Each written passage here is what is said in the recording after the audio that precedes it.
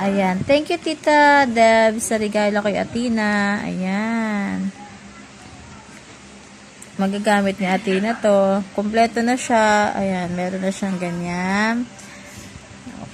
Ayan. Meron na siyang color. Pulik ka dito. May pencil color.